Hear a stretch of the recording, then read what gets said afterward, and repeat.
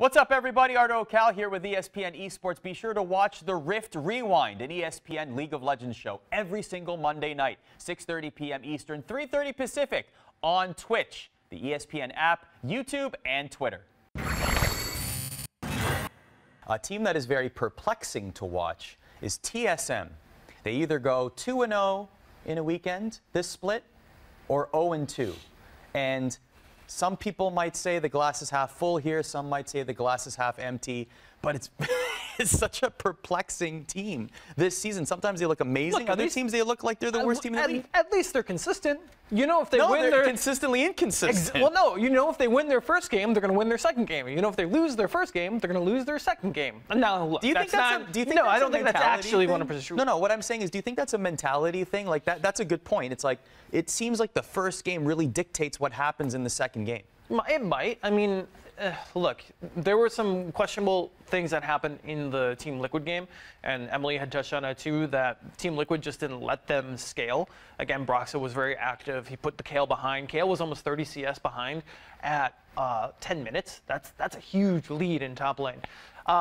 So they're pushing with Vision in the mid lane, trying to get the mid lane tower against Team Liquid, but Broxa comes on a flank from their own red side jungle. Like, it just didn't make sense, some of the things that they were doing. So again, they have Spring Split to figure all this stuff out. Right. But the identity of the team, what they want to do, how they want to do it, like, they did not execute that scaling comp very well. Right. So I don't know. They just got to work on that. See, Tyler, the reason I say this is I look at Week 6, obviously. They lose to Team Liquid, and then they lose to CLG. But going back to Week 4, that might be a more telling week, losing to Cloud9, then FlyQuest, right? FlyQuest, at least, is a team that they should be contending against, but they really don't make a case for them to be a top 3 team like we thought they would be at the start of the season.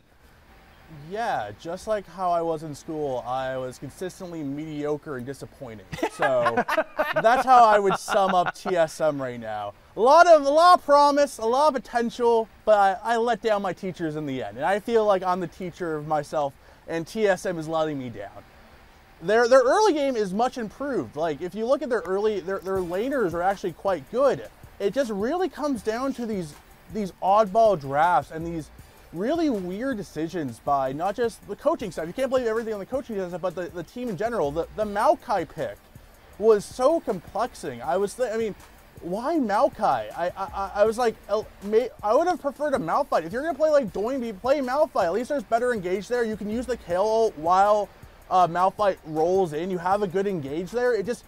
Everything of TSM feels like they're experimenting, and that's not a bad thing, but it leaves results where they look less appealing than they probably should. This team is probably good enough to be an 8-4, you know, maybe even a 9-3 team. They should be up there at FlyQuest, but because of these weird experimentations and this kind of aloof attitude kind of to some of their games where it feels like they would rather try something and fail than just win with something that's, you know, concrete and certain, we're left with this like uneasy feeling of being like, they're 6-6. They're not bad. They're not good. It's just kind of a weird situation of TSM right now. I still believe in them. I still think they're a top 4 team at the end of the split, but right now, kind of disappointing.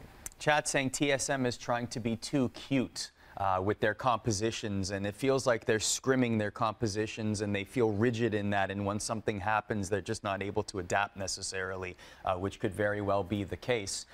But you could also attribute TSM losing to CLG to Pobelter. Pobelter had an incredible game against TSM, and it seems like he always has an incredible game against TSM, right? Him playing Victor this past weekend, shades of 2015, Summer Split Finals, Madison Square Garden, him popping off with Victor, CLG winning the split. Yeah, that was a very, very long time ago. Both of these teams, we don't even think they'll sniff the championship. Feels like a lifetime ago, to be honest. Definitely does, but it was shades of nostalgia that Pobelter was giving us on Victor. But when we talk about CLG, and I said this at the top of the program in chat, you can tell me if you agree or disagree here.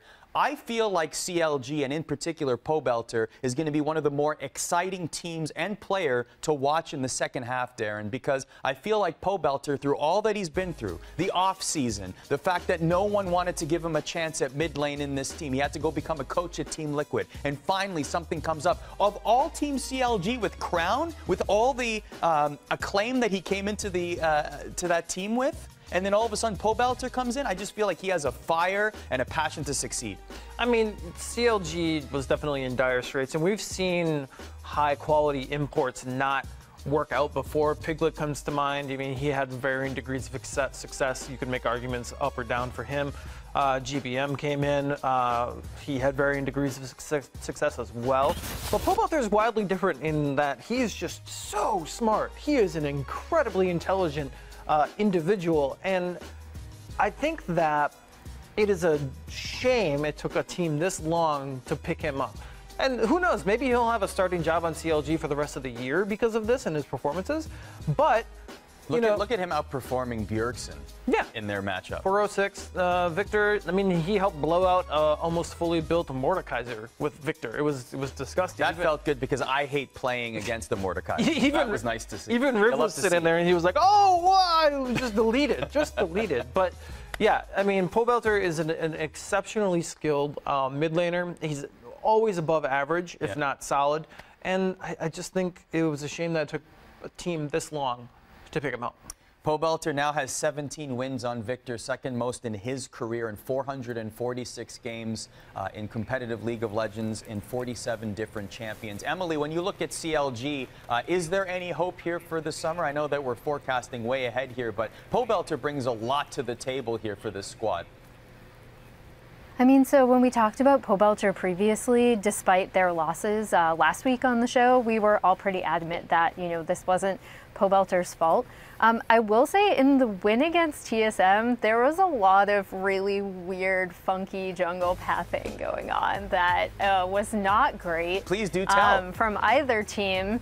But I think that in order for, I'm bringing it up because I do think that in order for CLG to succeed and potentially, be a playoff team, they're really going to have to take a look at their early game.